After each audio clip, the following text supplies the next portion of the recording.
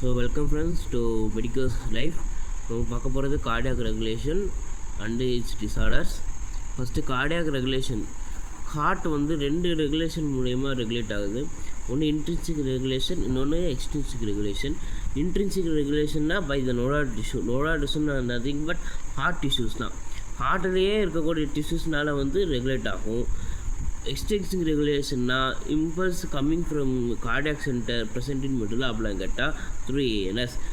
Medulla oblongata இருக்கக்கூடிய cardiac சென்டர்லேருந்து ANS வழியாக என்னாகும் எக்ஸ்ட்ரின்சிக் ரெகுலேஷன் வரும். அது மூலியமாகவும் ஹார்ட் வந்து ரெகுலேட் ஆகுது, ஹார்ட் பீட் வந்து ரெகுலேட் ஆகுதுன்னு சொல்கிறாங்க. ஸோ இது வந்து சிம்பாத்தட்டிக் பாத்வேன்னு சிம்பாத்தட்டிக் பாத்வேனா BPM beats per minute increase ஆகும், ஹார்ட் பீட் இன்க்ரீஸ் ஆகும். பேராசிம்பாத்தட்டிக் பாத்வேனா பிபிஎம் டிக்ரீஸ் ஆகும், பீட்ஸ் பெர் மினிட் டிக்ரீஸ் ஆகும், ஹார்ட் ரேட்டு டிக்ரீஸ் ஆகும். மெடுலா ஆப்லாங்கேட் நல்லா வச்சுக்கோங்க. கார்டியாக் சென்டர் வந்து எங்கே இருக்குது? மெடுலா ஆப்லாங்கேட்டாவில் தான் இருக்குது.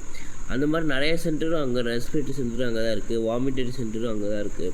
ஸோ அந்த மாதிரி அடுத்து பார்த்திங்க அப்படின்னா ஹார்மோன்ஸ் ஃப்ரம் அட்ரினல் மெடுலா, அதாவது adrenaline, epinephrine, noradrenaline, norepinephrine and thyroxine increases heart beat, அதாவது பீட்ஸ் பர் மினிட். ஓகேவா? அடுத்து டிஸார்டர்ஸ் பார்க்கலாம். டிஸார்டர்ஸ்னால் என்னது? ஃபஸ்ட்டு டிஸார்டர்னால் என்னது அப்படின்னா டேமேஜ் இன் பிரெயின் அண்டு ஹார்ட்டுன்னு அர்த்தம். ஓகேவா?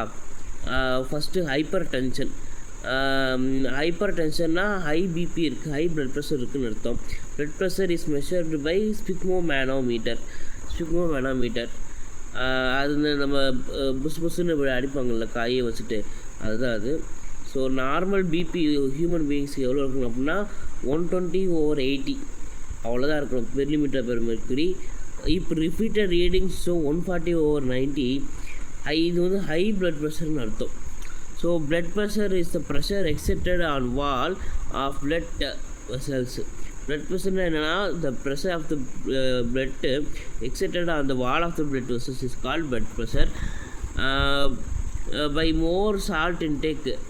பிளட் ப்ரெஷர் வந்து எப்படிலாம் இன்க்ரீஸ் ஆகும்னா சால்ட் அதிகமாக எடுத்தாலும் இன்க்ரீஸ் ஆகும். அடுத்த டிஸார்டர் வந்து கொரோனரி ஆர்டரி டிசீஸ், அதாவது CAD, also called as atherosclerosis. அரித்ரோஸ்க்ளிரோசிஸ்னால் நத்திங் பட் பிளாக்கேஜ் இன்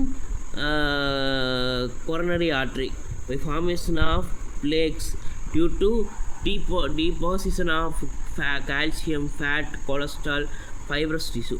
அதாவது கொரோனரி ஆர்ட்ரி அது வெறும் மைன்யூட் ஆர்ட்ரி தான், ரொம்ப சின்னதாக இருக்குது அந்த ஆர்ட்ரி. அந்த ஆர்ட்ரியில் வந்து என்ன ஆகும் அப்படின்னா பிளேக் ஃபார்ம் ஆகும். பிளேக்னா nothing but deposition of calcium, fat, cholesterol and fibrous tissue. அடுத்து decreased blood flow heart results in இஷ்யூமியானா nothing but blood flow decreases. So oxygen supply to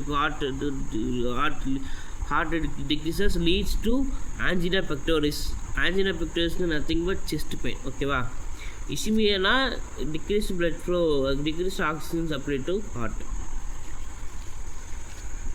அதுக்கடுத்து ஹார்ட் ஃபெயிலியர் பார்க்க போகிறோம். ஹார்ட் ஃபெயிலியர் வந்து என்னது? Decreased function of heart can't pump enough blood to body for needs. அதாவது ஹார்ட்டோட function degrees ஆகிரும். பாடி நீட்ஸுக்கு ஏற்ற மாதிரி ஹார்ட்டு வந்து பம்ப் பண்ணாது.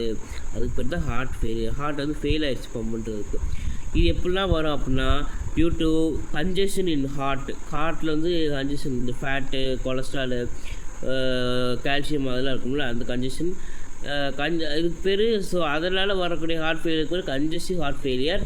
அதே மாதிரி in tuberculosis nodules are formed in lungs. Tuberculosis TB இருக்கிறவங்களுக்கு வந்து லங்ஸ் வந்து நோடியூல்ஸ் ஃபார்ம் ஆகும். அது ஒரு விஷயம் நான் வச்சுக்கோங்க. அதுக்கடுத்து கார்டியாக் அரெஸ்ட்ன்றது sudden stoppage of heart beat or cardiopulmonary arrest. இது எப்படிலாம் வரும்? டியூ டு எந்த ரீசன்னே தெரியாமல் கூட கார்டியாக் அரெஸ்ட் வரும். அடுத்து ஹார்ட் அட்டாக்னா நெக்ரோசிஸ்னால் என்னது? dying of cells or dying of tissues, sudden death of cardiac muscles death ஆயிரும். அதுக்கு பேர் தான் heart attack. Also called as myocardial infarction. இது லீட்ஸ் டு சிவியர் பெயின் கொடுக்கும். ஸோ இவ்வளோ தான் பாடி ஃப்ளூயிட்ஸ் அண்ட் சர்க்குலேஷன்.